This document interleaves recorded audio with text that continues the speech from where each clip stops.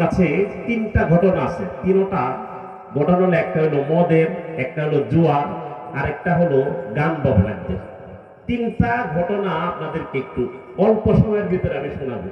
যেহেতু দাওয়াত তাবলীগের মেহনত নিয়ে বিভিন্ন দেশে যাওয়া হয় এবং মক্তবের কার্যক্রমের সাথে সারা বাংলাদেশেই ঘোরা হয়, তো সেই সুবাদে আমার সাথে অনেক যুবকের তাদের আত্মকাহিনী আছে, অনেক যুবকের মর্মান্তক কাহিনী, অনেক ফ্যামিলির মর্মান্তক কাহিনী আমাদের সাথে শেয়ার।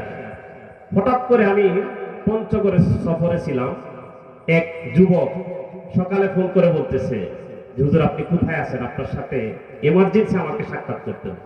আমি বললাম আমি তো পঞ্চগড় আছি। ও পঞ্চগড় কোন জায়গায়?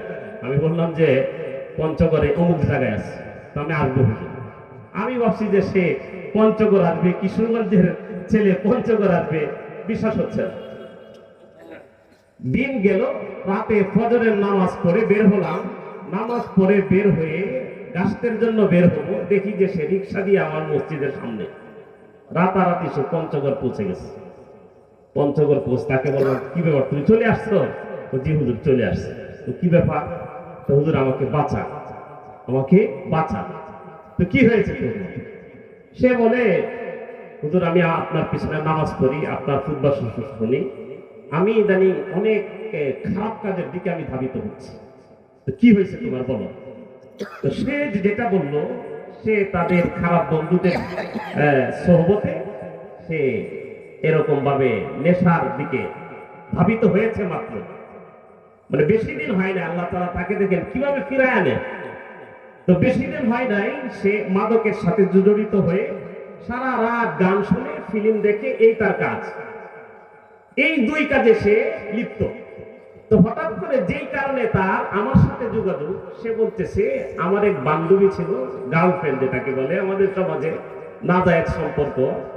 তো সে হঠাৎ করে আমাকে ফোন দিয়ে দিল যে তুমি কই আছো? তো বাসায় আছি। আমাদের বাসা খালি আছে, একটু তোমার সাথে একটু মশওয়ারা করতে হবে, আসো।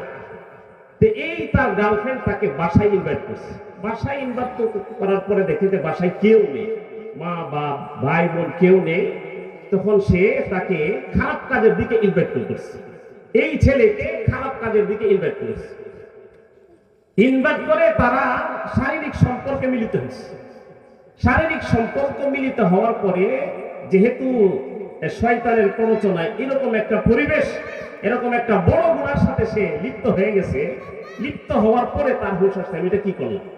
এক তো হলো নেশা করি, কত বড় খারাপ কাজের সাথে লিপ্ত, গান শুনি, এই খারাপ কাজের সাথে, কত বড় খারাপ কাজের সাথে লিপ্ত।